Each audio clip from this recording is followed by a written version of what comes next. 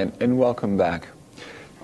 Before we go, I want to talk a little bit about exams. Oh my goodness, they're in this course. If you've been looking at the discussion board, you realize the books, and I change them periodically, but particular two books that you need to look at besides Psychological Magic, which we talked about last time. I want to talk about the book on the Mao cult, which we'll be talking with Revitalization coming up, so I won't say that now. And the other one will be Frauds, Mysteries, and Science. I think it's important.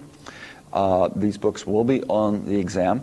I'm going to be touching on a number of the themes the exam will be taking out of, but everything in the lecture will not. Well, let me back up. There will be information in the books that I don't mention in the lecture. But I would key on what I mentioned in lecture to read around that, and I think you'll be okay. That, and make sure that you're reading the discussion posted board where I'm pointing out specifically. Make sure you read this chapter or this section of chapter. When I put that up, you can be sure there will be questions from that. Okay, that's business on that hand. Let's continue. Let's go to vampires, voodoo, and zombies. What I want to do is take a look at these different cults, if you will. Remember last time we were talking about magic, religion, and science, and why one's means end, magic, religion's just the assertion of a theological, a cosmological position, and science in its most ideal form is constantly critiquing and trying to look at the fundamental assumptions by which we live. Not everyone in the world is a scientist. Most people do not adopt a skeptic view of life. It's kind of a painful view of life in many ways. What people really embrace is a host of ways of trying to explain why events in the world don't work out the way they do, which is our whole explanation of magical belief. But let's go to another part of the world where people believed in vampires. In spite of what you might have seen on TV, vampires were considered real, but not all around the world. Nobody in China believed in vampires, but they were in Eastern Europe. And that idea did spread out throughout most of Europe as part of a folklore of kind of a boogeyman, this seeming little monsters, okay, that could be living in society. Now it's interesting, some people have tried to give an explanation for an irrational belief. In fact, we do know, in spite of popular film to the contrary, there is no vampires. There are vampire bats, but there are no vampire humans that actually go around preying and sucking people's bloods and turning them into monsters. But there was, in the 18th century, that belief. Why? People have argued in the 18th century was a time of great change. Remember Salem witchcraft trials? Anytime cultures are going through, societies are going through enormous changes, individuals who make up that society, their lives are being disrupted too. And they can't predict the future. They're very anxious. They're looking for a thing to explain misfortune, and therefore new explanations come into being. One of these were vampires. That somehow the people among us weren't necessarily Satan's kids, but really were some other demonic force. And these were called vampires. And how would you find a vampire? You would dig up a coffin. You would see if it groaned when you propped open the wood. If it groaned and fluid flew out of its mouth and the body was bloated, okay, you would think that that was a vampire. And your only recourse then was to take a stake and drive it through the heart. So those little movies that we see were part of a folklore. Now, what happened is that they didn't understand the law of rigor mortis. When you die, the body gets stiff, but then it relaxes. Not all the time does the body get stiff, and therefore they didn't understand that. Now, it's very interesting because the Catholic Church, which was dominant in Europe in the 18th century, and at least in certain sections of Europe in the 18th century, believed that the one way you'd recognize a saint was a corpse that didn't decompose. So how do you tell the difference between a corpse that didn't decompose and a vampire? And now we go back to social structure. If you liked the person, thought well of them, it was proof it was a saint. If you didn't like that person, that somehow they were sociologically marginal, the proof was, well, all along, they were a vampire. So again, we think with our position in society much more than we ourselves are cognizant of, and particularly on labeling people in different ways. The other thing is that drinking of blood. People believe. Remember, we had the like producing like, the type of sympathetic magic. People thought if you drank the blood of a vampire, the vampire, when it came in at night, would not eat you, because it would not eat its own blood, its own kind.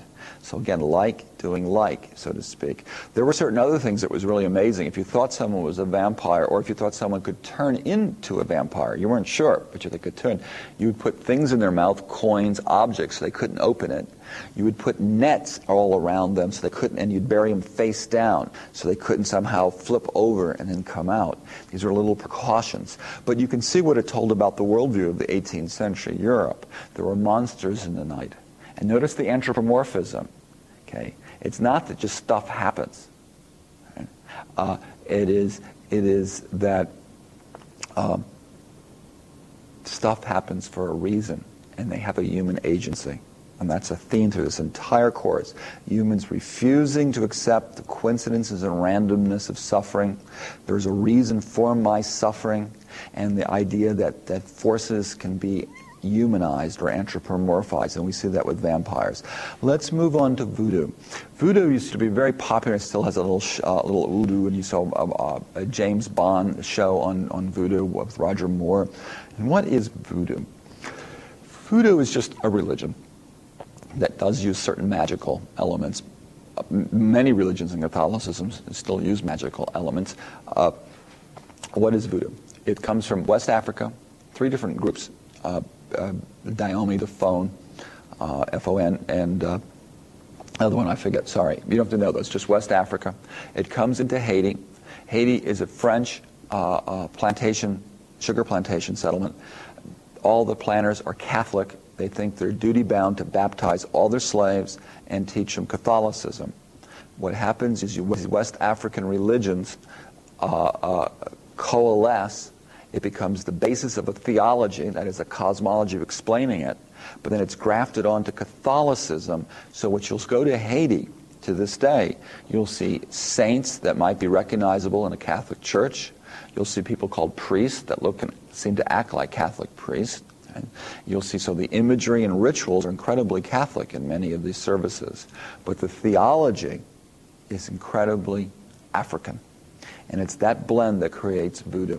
Voodoo has 2 types of calendars, rural and urban. In the rural area, you have rituals that take place when a family's having misfortune. I think the ancestors and spirits are angry, and so you placate them. The urban area tend to have them around a certain calendar time all the time. Here comes why it's African more than Catholic. Catholic believes there's one God. Okay, in voodoo, they believe there's a high God who kind of like just exists and doesn't participate in life. But there's a host of powerful spirits that are out there. And these are kind of like the saints. Remember, in true Catholicism, saints are not gods, or not even lesser gods. They're just holy men, bodhisattvas, if you will, who lived on earth and did wonderful things to help humans come to know the beauty and joy of God. That's in the Catholic theology. The spirits, though, element, it's much closer to ancient Greeks. Okay, these are angry spirits, nice spirits. These are spirit gods that need to be placated. This is really coming straight out of West Africa. And so the imagery is Roman Catholicism, but the belief system that underlines that is strikingly West African. You'll see that, by the way, the same with Mayan Indians to this day. You can go to all sorts of Mayan Indian churches, and they look like 16th century Spanish churches, and there's padres and priests, and you'd see saints up on the wall. But what it is you approach each saint really has all the attributes of a pre-Columbian Maya god.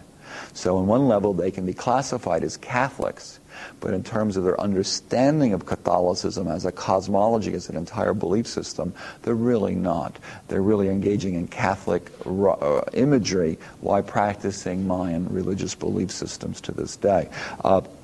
Let's go on with voodoo. zombies. Now this is really wonderful because zombies is what gets everyone really going, ooh, about voodoo, right? By the way, there's voodoo religions, and a lot of Haitians live in New Orleans, so you can have lots of voodoo practices there.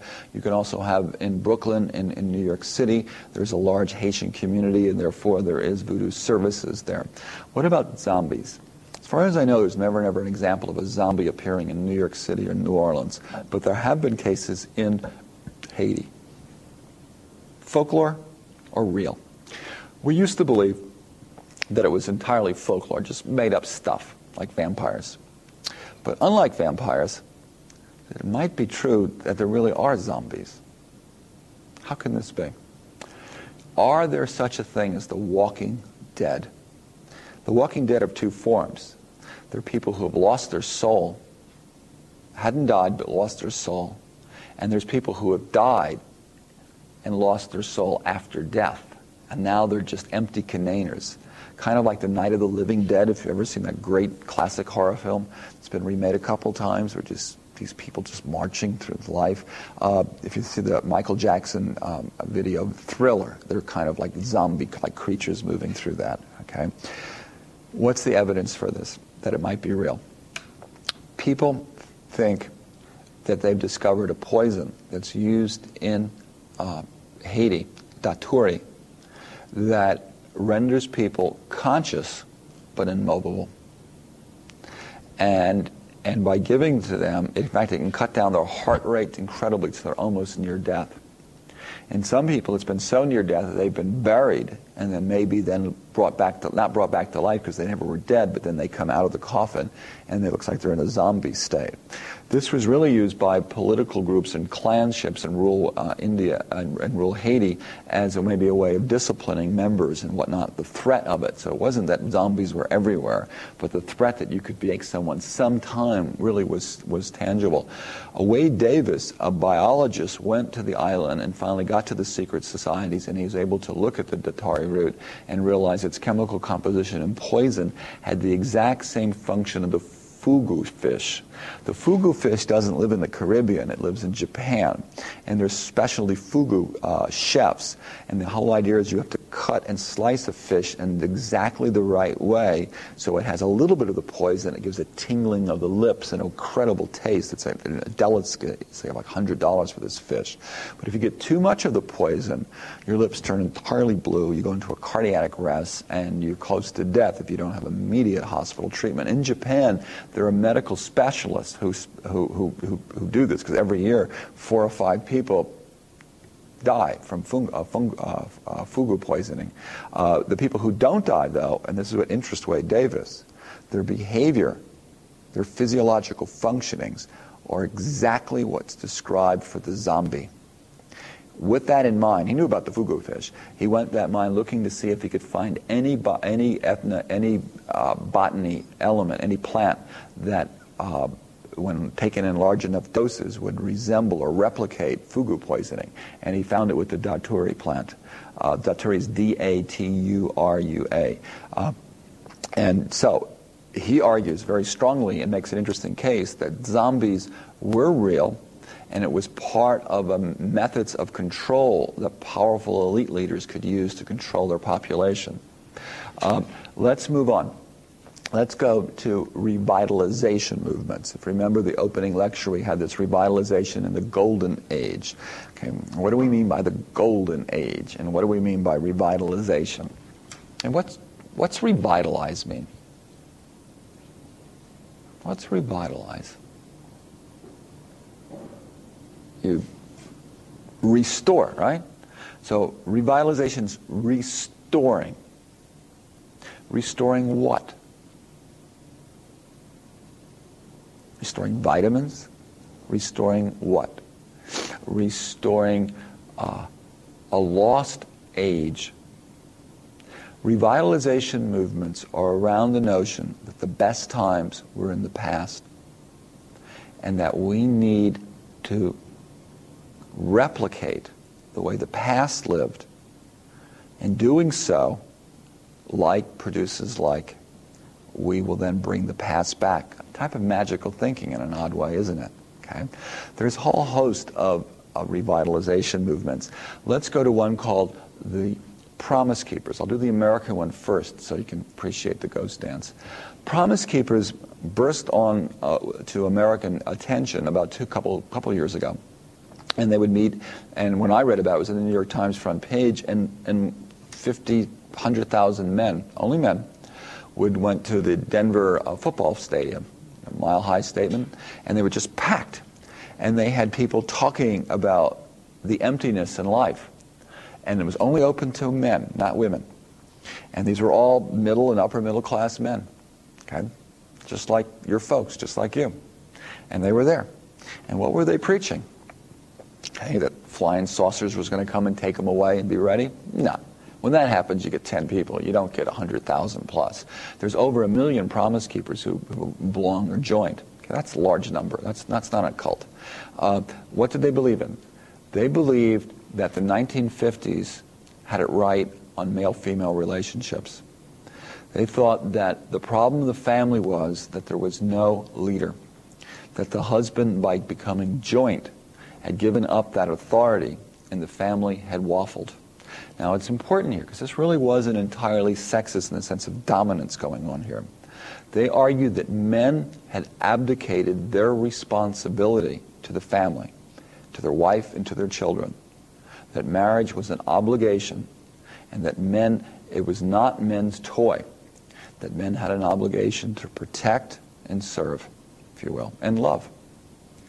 And they thought if we went back to those 50 roles, which was based on a division of labor, a sexual division of labor, that was in their minds complementary, not in opposition. Okay, man does this, woman does that, and together you create a union. Right?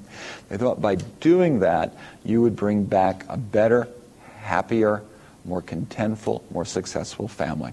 Okay? What makes them unique and not just, quote, patriarchal is their emphasis that it was men's fault, that it was men's responsibility to give up and to do this stuff. And so they argued if people could do this, they would create a better family zone. 1 million people is a lot of people. And this was only took place about 3 years ago. So we see in America, people are concerned with the future. That's no news. But what is news is the different ways people look to the past, some more the more recent past, hey, a half a century ago, 50 years ago, okay, saying that time had it right, or a little better right than we have it now. And this is what we need to do in order to bring it back. Okay, ghost dance. Ghost dance is also a type of revitalization movement. How? Does anyone know when the ghost dance started? 19th century. Yeah, late 19th century. Okay, where? East Coast, West Coast. All right, West Coast. You know what state? Do we have anyone taking this knows this? That's right. If you said Nevada, you had it right. It started in Nevada, and then it spread to the Plains Indians, where it was picked up by the Sioux big time. Why did it spread to the Plains so fast? Why in 1780s did the ghost dance enter in and become popular? 1780s, 1790s. Okay? What had taken place recently? Remember, 1876, what happened? Custer's Last Stands. Indians are on the move, pretty powerful. Okay? By 10 years later, Indians are all settled on reservations. These people who, for their memory of their history, had been buffalo herders, were now told that that was a state of barbarism. They needed to become more civilized and become farmers. Now, nothing wrong with farming, but if you spent your whole life being a warrior and on horseback chasing buffalo, this is a kind of a shock, isn't it? Right? You're 38 years old, and now they say be a farmer? No way. You are suffering. Your lifestyle's changed. What you have to do to have status in the world has changed. Why am I suffering? Out of Nevada comes an explanation by a shaman where he says that what is done is that we have lost the old ways, and I know how to bring them back. I know how to bring back the buffalo. I know how to bring back all our dead ancestors. I know how to get rid of the whites and send them back to Europe. And people said, how? And he says, do this dance every day every night, walk around and around in a circle, chanting over and over. It's a very simple chant from what I understand. And you just do it by repetition, and then you will create that. Now, this is clearly magical thinking. Promise Keepers, interesting enough, is not magical thinking. It's a belief in a particular cosmology, the idea that this cosmology will create better happiness if you follow these set of beliefs. It's closer to religion, isn't it? Ghost dance is not a religion, but it's trying to bring back a whole civilization, a whole cultural way of life. And it's magical in the sense that if you just do this, I don't know how it works, just do it and it'll happen. Sitting Bull embraced this. Okay, Sitting Bull was killed because people were really afraid that he would use this to lead an uprising. The American soldiers killed him, walked in and executed him in his cabin. The Sioux break out in the late 19th century, and at this time it's not a proud bunch of guerrilla fighting warriors at the top of their game. It's a band of old men, women and children, and cripples. And about 300 of them leave the reservation, and they're just looking to go to Canada or someplace. And the army goes after them to bring them back. And who it's the army? It's the 7th Cavalry. And of course they don't really like the Sioux all that much because of the Custer thing. And no one really knows quite how it happens, but at Wounded Knee, and Dee Brown writes this wonderful book called Bury My Heart at Wounded Knee, and they have Gatling guns setting up on the ridge, and the people also believe they had ghost dance shirts. If you wore the shirts, bullets would not permeate it, and different warriors put on that, and men put on these shirts to protect them, and no one knows who fired the first shot or how it happened, but it was clear the army was looking for any excuse to charge, and gunfire went off, and they just fired in, and when it was all over, 270 odd Sioux were dead, buried them in a mass grave, and with that, interesting enough, it ended the ghost dance, kind of like the proof that, look, it didn't happen, and people moved on. Not all attempts at revitalization, and this is important, do bring back a golden age or anything close to a golden age. But what's interesting here is that humans are meaning animals. They're meaning-seeking animals. And when the world does not make sense, people don't sit passively by and go, woe is me, fate is here. They often look to the past and try by agency to reconstruct it in such a way that they can do something about life in their own times. Okay?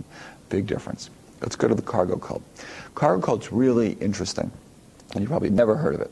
It takes place after World War II, so we're talking 1949s, early 50s. There's parts of the cargo cult still going on in different parts of the tropics. It's really found mostly in New Guinea and the islands around the large island of New Guinea. And it arose right after the Americans, Australians, and Brits arrived. If you remember, one of the last places to be colonized in the world was Papua New Guinea, the highland area. There were people on the seashore, but into the interior came very, very late. Anthropologists, in fact, all the way up into the 1970s were making contact with tribal people who had never seen Europeans before at all, and never saw anyone. So it was one of the last great frontiers, if you will. Compounded with this was the arrival, suddenly, overnight, of armies, navies, air forces. People looked at it and go, what is this? They had never seen a plane, never saw a jeep, never saw houses, in terms of built houses with glass and that sort of thing. Never saw a walkie-talkie, briefcase, flashlight, guns. Where did these come from? Who made these? They had no answer. Their people got together and thought, some of the religious leaders, and said, our gods are powerful. They must have sent this stuff to us. So they have no notion of manufacturing, of how you make parts and iron and that. There's no idea. Okay? They're just a horticultural people, very simple farmers. And so they then come up with a notion that they have to get it back. It's such the name, the cargo cult. This becomes particularly acute in 1947. What happens in 1947? Does anyone remember? World War II is over. When World War II is over, what happens? People go home. Natives got up. They knew people were packing, but they had quite no idea what that all meant. Then one day, there's no Europeans around. There's abandoned cars, abandoned telegraph lines, abandoned jeeps, abandoned planes that have crashed that can't be fixed. Gone. Prophets arise among these people to say, these people are gone, and they took the cargo with them, but we can get the cargo back. Follow me. And so you'd have people chanting in front of a plane. Other people would be chanting in front of a jeep. Other people would be chanting in front of the different prophet with a telegraph pole. What's going on here? Really odd. Look at these odd people. Well, they're not as odd as you think. Okay? They're attempting to control their environment. They're attempting to bring something back that has been lost. Right? And they're following, from their eyes, a gifted person who's trying to explain what happened to what. Right? And they are doing magic. How is it magic? They're not doing science. How does doing this create or contact it? It's part religion, I guess, in one sense, because they're talking to the gods, but they think you have to do this ritualistic formula, and then the gods will drop it in. Or maybe the gods don't care, and you just do this, and that stuff is just floating out there, and if you do this, it would come in, which would be completely magic, okay? God. Now, remember from our last lecture, and we talked about all the ways gamblers engage in this. A lot of the qualities are right there, aren't there? Human beings are human beings. And when Papua New Guinea didn't understand the law of probability and coincidence, hey, it was just coincidence. People arrived up for the war, then coincidence, they all left, right? What happened, right? Humans don't like probability or coincidence. They didn't like it in the first century. They didn't like it in 1947. They don't like it today. Let's go on. Let's do the Cultural Revolution in China. That is a big book that you're reading. Well, a small book, really. And it's kind of wonderful. Cultural Revolution starts in 1966 to 1976, and with most of the action happening in the early 60s. And it was designed in some ways to bring back an era of great egalitarianism. It was to bring back pure communism. Pure communism was thought to exist in the world prior to agriculture. It's part of Marxist notion. There was primitive people had communist, and then it became agricultural and feudalism, and then you had capitalism, socialism, and communism, which would be a complex society but living under the principles of a simple society. Okay? And the Cultural Revolution was Mao's attempt to reorganize Chinese society in such a way that hierarchy was eliminated and there would be absolute radical egalitarianism. So doctors would clean the bathrooms. Service people would hand out medicine because you didn't want hierarchy. Right? Nurses were just as smart as doctors. Doctors could do nurses' work. Okay? This clearly had some incredibly harmful consequences. And as if you're reading in the book, we see that it rises up from this, which starts as a way of returning back China to something and making it better. China becomes full of rhetoric of egalitarianism while maintaining a very strong hierarchical society. And more importantly, Mao, who was always considered a very great man, becomes a god. The little Mao buttons that the book wonderfully goes into with the red sun, that was all part of the imperial tradition that the sun was linked to God. And Mao, of course, was like an emperor. And, of course, when Mao died, there were all sorts of problems because the communists believed that burial was superstitious, that it was more practical to burn the body and engage in cremation, which everybody in urban China, more or less, unless they had some relatives on the countryside, they could slip a body out to and then bury it in the plot of land outside. Vast majority of urbanites burned their body. Okay? What about Mao?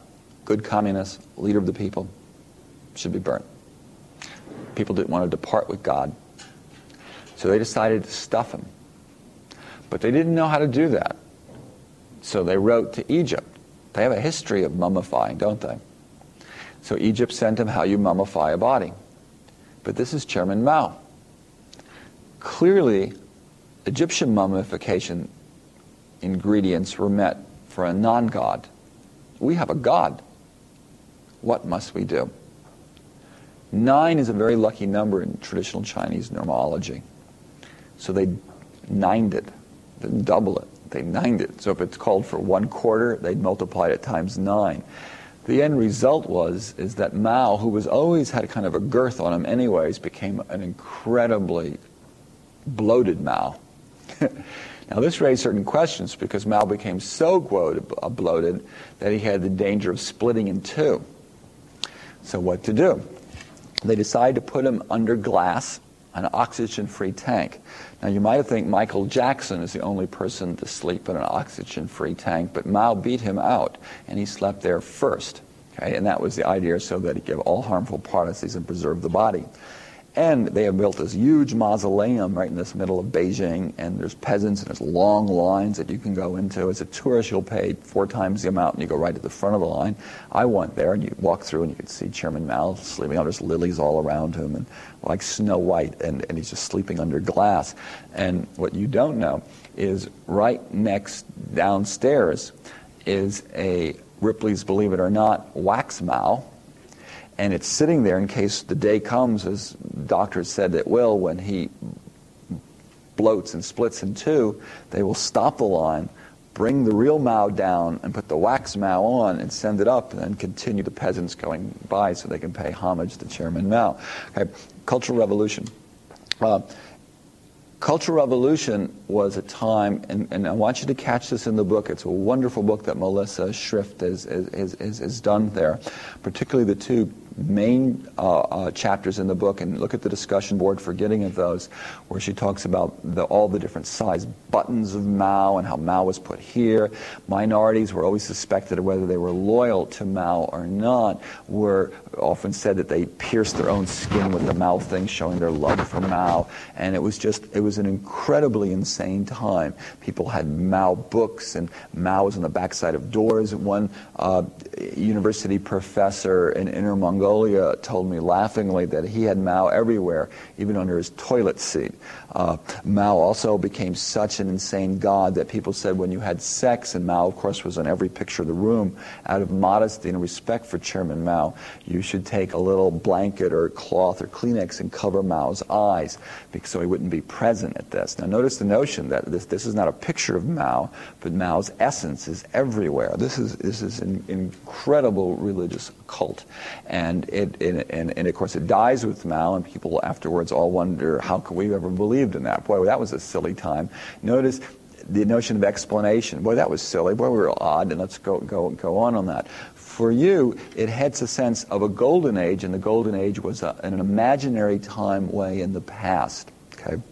I want to go on to 2 other revitalization movements before we go forward. One is from New Zealand, and it has to do with the Maori. Let me spell that. M-A-O-R-I. M-A-O-R-I. Maori. And they still live in northern New Zealand today. In the 18th century, they were a dominant, powerful ethnic group divided up in different chiefdoms, large, complex groups that were always engaged in warfare.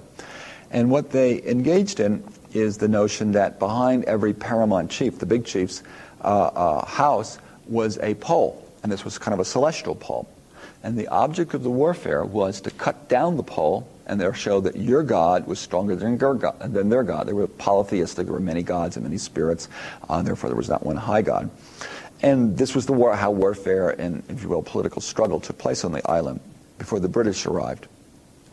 And then one day they saw, the Maoris, a new group of people come to town. They saw a British man-of-war floated into what would be called Port Wellington, and they immediately started seeing a fort built in a town. This puzzled them because the Maori didn't have forts, walls, and they didn't have large town settlements, and they didn't quite know what to make of it until they saw on the hill something. A large pole was built with the Union Jack. Now the Maori knew this was a rival chieftain coming to play the political game. And the way you do it, of course, is you post your pole and you tell the other peoples, more or less, come and get it. So the Maoris say, okay, let's do it. This is the way it's played. The British knew there were savages in the interior, and they knew they were warlike. And they were really frightened and wanted to protect property and women and children. And so they had the soldiers patrolling, and they said the type of, if you see any of the natives, leave your position and come immediately back to the fort to defend it. The Maori decided they would send their best warriors to attack the celestial pole, the British flagpole. The older warriors and the young, unproven warriors would attack first the town, kind of sending a confusion, while the more better warriors would attack the pole. So sure enough, it happens. There's a cry out. The soldiers leave. They rush to town. The best warriors chop down the pole, throwing this cloth on the ground, and walk away. The British are outraged. Do you see what they did to our flag? Do you see how they disgrace Queen Victoria? What should we do? The Maori are equally elatic. We've won. We've chopped down the pole. Our gods are superior to theirs. British don't leave. Maori are puzzled by this. They should have left. They go out and build a bigger pole with a bigger flag. They put rocks around it, and this time they tell the soldiers, if the Indians ever come back, they weren't Indians, if the natives ever come back, don't leave. You must, for God and country, defend the Union Jack. Attack takes place several months later. It's fight to a standstill. The soldiers don't leave. It's clearly who can win. Casualties on both sides. There's a truce. What do you want? We want the wooden pole. You can't have the Union Jack. What's that? The proud cloth of the British Empire that flies at the top. You can have that. So they wheel down the cloth, roll it up, Fum and Vipers marching back, having defended God and country, back to the town, while the Maori chop down the pole and take it out. Okay? A clash of cultures, isn't it? A clash of civilizations. Two different understandings, two different sets of principles of what constitutes the game. The British not only didn't leave, they now decide they have to raid the countryside, expanding out, pacifying the natives, having superior technology in terms of guns and ammunition and cannon. They are able to beat a very warlike, very militaristic people at that time. And since they were capable and glorified, if you will, the cult of the warrior, pushed them all the way to the north. The Maori then do something important, and this is our thing for revitalization. They look and they say, why are we poor? We're poor because we're not Christian. And so en masse they become Christians. And a half a century goes by, and they're still poor. And a prophet arises among the Maori and says, look at us. We became Christian, and we're poor. Before the Europeans came, we had much. Now we have nothing. We have, and note the point here, we have lost the way. Our ancestors were right. We need to stop doing what we're doing and go back to the way we used to live. And in doing so, we will bring back what is lost to now, the Golden Age. Okay? And the prophet has many, many followers. Not everybody immediately drops it and comes. And lots of people take elements of the Christian faith with them. But they also take on other elements of the Maori traditional belief system. And until this day, there's really a combination of the two together. Right? And so you have, essentially, in a response to the British colonization effort, you have, in many ways, a return on something new. See, and this is another point I want to make. Out of revitalization movements, some just fail completely, like the ghost dance in the cargo. Nothing happens, nothing lost, we'll try it, gone. Others, though, never bring back what they're trying to bring back, but in the process bring back something and keep some of the new and the old, and they create something new. I would suspect Promise Keepers, if it sustains longer and is successful, certainly is not going to bring back the 1950s or the 1950s family, but may indeed bring back another quality. Maybe the real emphasis that really has appealed to men, and by the way, very important on this, what's appealed to men and I'm not a Promise Keeper, but I want to make a point here because we often bash what men do as opposed to what women do, is that what I suspect might happen, with no proof, I might be totally wrong, is that you'll see the emphasis on men's involvement with family will be something that they might restore. So you'll see still an egalitarianism, but with a stronger commitment. And it's very interesting, in the bulletin the other day, Ron Smith, who is a sociologist here, is doing a really fascinating research project of looking at upper middle class professionals in terms of their family relationships and work. And both of these things have husbands and wives working. And if you have husbands and wives working and children, men will give up their career, do half on their career, and putting lots of it towards taking care of the child. This is brand new. In the 1950s, that was women's work, while men went to the other. Now you're having both incomes are needed, and therefore you only have half the time, and therefore you're splitting it among yourself, if you will, to care for this child. These people are not Promise Keepers, but I think that might be, I think what he's discovered for Vegas is probably something that's pan-American in terms of it's probably typical for most large urban settings all around. And so therefore you're seeing this new ideal going on in terms of family relationships. The last thing I want to point up, and this returns to me my controversial, when I do this, I'm not very sure if I should do it in terms of child abuse or bring it up here for revitalization. I'm going to give you my opinion, my explanation, and this is what you pay me for. Okay? I want to really make you look at sexual harassment as a type of revitalization movement.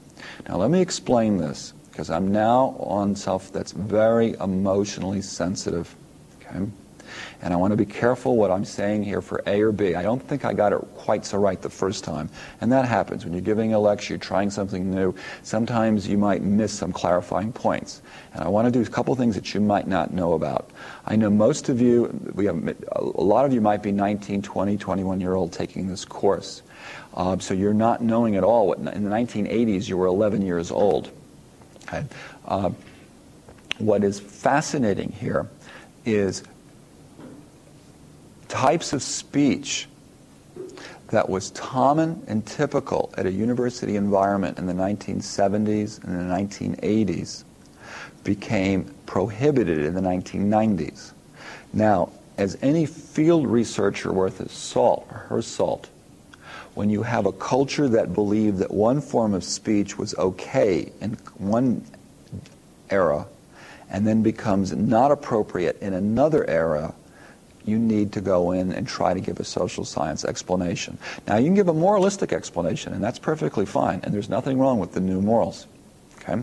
You can say, before we had it wrong, now we have it right, okay? Which is generally what moral positions are. Now, that's fine, but you're not doing social science. What has taken place? What I'm going to do is give you an explanation. In the 1960s, America was very uptight sexually. In the American college campuses, Berkeley being one, it became in for kind of more of the avant-garde professors to talk about sex in the classroom. Sex was defined as natural, as healthy, and if the rest of the students were a little uptight over it, well, get with the program. Okay? You're uptight, but this is a natural thing, and you just got to overcome it. Part of this embraced part of what became known as the hippie or the youth moment of the 60s and 70s. It really, the 60s was mid-60s to mid-70s. And during this era, and get my point, America was indeed up top on sexuality. The university was cool by challenging the dominant culture, and what better way to do it in talking about sex openly, and particularly in the presence of women. By the mid-1980s, America was more open sexually than any time in its 200-year history. By the 21st century, America is more open today, the dominant mainstream culture, than any time in the history of this country. American academia is more conservative today than it was 15 years ago. I find it very, very interesting, and it demands a historical explanation, not a moral one, to say, isn't it interesting, as America became more open sexually, academia became more conservative on sexual matters. There are stuff that you can see tonight on ABC that it was talked about in a college classroom, you would be investigated. We're not upset at these jokes that take place. We're upset when a professor talks about them, particularly in the mixed company. I suspect that what is going on implicitly out of the notion of respect and autonomy is also operating a tacit notion of gender. Right? And in that way, and the tacit notion of gender is boys can talk this way, girls can talk that way, but in the presence of each other, you should be more proper. Are you with me? I find this also very interesting in terms of sex love. That there was a great experiment in the 1960s and 70s of men talking sexually in front of women. It was kind of a part of the new openness. Women kind of were into it, went with it, maybe annoyed with it, whatever. I find it interesting by the 1990s that love metaphors are more important than sex metaphors. Let me make a point. If somebody walked into an office and there was a bunch of mixed people and people said, man, I just had this girlfriend and we've been together for 3 years, and man, the sex is best it's ever been. Okay? People might raise their eye at that.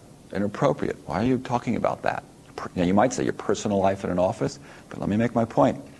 Same man comes in and says, my wife's leaving me. We've been together for 3 years. I love her. Incredible. I don't know what I'm going to do. People would not be offended by the other, would they? They'd feel incredibly empathetic. Okay? You could go in and say, I am so in love today. Oh, you have no idea. You will never get in trouble. Talking about sex, you will. Here's the point. In the 1980s, you would not talking about sex. What has happened? And this is my point about asking you to think about this, is could this be a revitalization movement? If it is, it's not an explicit one. But in the name of respect, in the name of autonomy, are we really still carrying on certain 1950 notions of gender? Okay. I think we are. Okay. Let me move on. Drug foods. Peter First. Peter First has a wonderful theory on hallucinogens. And he makes an observation. Until I read his book called Flesh of the Gods, I never knew this. That if you look at the New World and the Old World, New World being North and South America, Old World being Asia, Mideast, Africa, if you look at that, there are about 12 psychedelic plants in the Old World and over 1,000 in the New World. Now, if you look at the ecological, particularly along the Bering Sea in the northern Asia area, it's the same. So the ecology is the same in parts of the Old World as they are in the New World.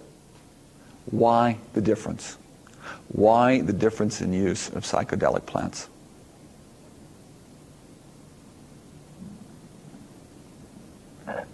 China. Complex society, simple society. Complex civilization? Yes. Anytime you have a complex civilization, shamans, these local ritual specialists, are always shunned to the side in favor of priests with established ritual, established order. Okay? Argument at first is North and South America had more shamanistic religions that used psychedelic drugs as a means to get in contact with the unknown, with the spirit world. The Old World was more in terms of Hinduism, in terms of Buddhism, in terms of Confucianism. It was not into using psychedelic drugs. They were more into following a formula. Remember Buddhism, disciplining the mind to control desire. Psychedelic, you're all over the place, right? You're having these incredible breakthroughs as the mind plays tricks on itself. Right? And then you're kind of watching yourself play that. So, First was the first, and his argument has been accepted that you see human intervention clearly in North and South America. Native cultures, native specialists are manipulating. They're growing different crops in order to facilitate hallucinogen effect. Excuse me. By the way, the ancient Mayans were so into having this hallucinative feeling that they would be taking peyote. Now, peyote buttons are like cactus, and they're kind of bitter and not very good for you in terms of tasting, though they do set off this mental imagery. And you generally are a subject, if you take too much of it, or even just a little, you have nausea, and physiologically, it's a tough process to get to this mental state. The ancient Mayans would take peyote, but the kings would not do it by chewing on it, or very rarely. They would often take it as an emana. And you have in these glyphs, you have this king standing up. You know, it's a king with his feathers and his robes and whatever. And then you have this servant with a large horn. And for the longest time, we did not know what that meant. We just thought it was a guy blowing a horn because here comes the king. After first study, people went back and looked at that, and they suspected that what he was doing was having a royal emana in terms of the peyote was really going up his rectum. So we say hallucinant drugs are more dominant in the New World because it fits a particular type of ecstatic religious tradition and conviction that are there. Let me move on. As you know, on your final exam, which will be coming up, there you have to read Frauds, Mysteries, and Science, which is a wonderful book. And let me help you with that just a little bit by looking at certain of the hoaxes around the world. The author of that raises a good question. Why hoaxes? And that's a wonderful point.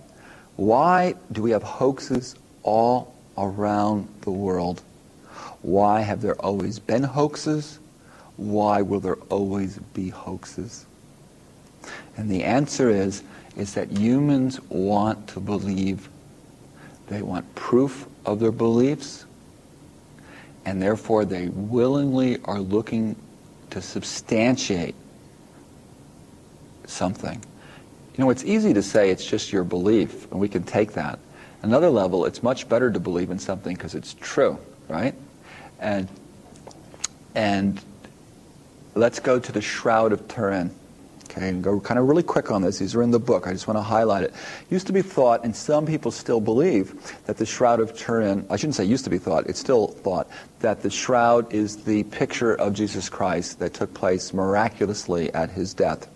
People have went back and looked at that, and they've done carbon-14 on that, and they found out that the date is from the Middle Ages, which is old, and it is an impression of a human face, but it's not, it couldn't be Jesus's. Why? Well, there's no date that's to the 1st century, so it's too early. Second is, and it's important, is that Jesus was buried as a Jew.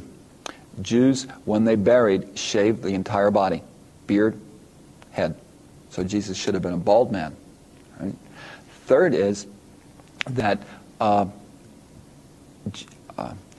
there's no mention of the shroud at all in the Bible. There's not until about mid-14th century, 1356. During that time, there was a lot of hoaxes going on as people saying, come to my church, I have this and that, and the church was very, very suspicious. What looks for blood on the shroud is really paint cartons. So we know from that that's not a hoax, but people to this day still would like to believe that really would be. The Cardiff Giant is really wonderful, and it's the first one in your stories, because it was the time of the Bible being the main source of explanation, and people believed there was a race of giants before Noah, and therefore they thought they found it. This was this 10-foot rock formation, okay? And they thought, aha, people would pay 50 cents and go through and see it, and the person who, quote, found it made a lot of money. And then it turned out that it was really recently stuff that was only moved there, and it couldn't have been there from a long time ago. People were disappointed, which gets to the point. People will pay money if they think it's going to support their worldview. And we continue looking for validation. And the Piltdown Man was really wonderful because it's an example of evolutionary belief where they're looking for the missing link, and people thought that what changed first was the brain got bigger and then the teeth got smaller. But in fact, we really now knows what changed first 3 million years ago. The teeth became less gorilla-like and became flat, and then lastly, the brain got bigger. But in the Piltdown Mound fraud, they took a modern brain of a modern human and put it with a modern gorilla, and people said, aha, the missing link. Again, people wanted to believe they had found that, and they thought it also followed their story. People willed themselves to be smart, and that's what happened. In fact, what it is we really became better eaters, and then in time that affected intelligence. Moving real quick here, we have pyramids in terms of Egypt and Mesoamerica. If you look at diffusion and independent invention, diffusion is stuff pass out slowly through the world. Independent invention means it's invented on its own independently. People used to think that the idea of the pyramids in the Mayan land came from Egypt, but if you look at function, they're very different. The languages in Egypt and pyramids are very different. Also, the pyramids in the ancient Mayas have steps going up. In Egypt, they do not. So what looks that way is not. You should look through that entire book, and it's all about hoax, and it's all about why people believe the way they do believe. And that really is, in some senses, our ending here for this lecture. And I really want to emphasize that human desire to be meaning-centered is critical to understanding why we engage in revitalization movements, why we will always be open to hoaxes, and why we always, regardless of how educated we are, will kind of believe in this setting and in this context, this little chant, this little spell, this little touch of magic might work. I'll see you next time.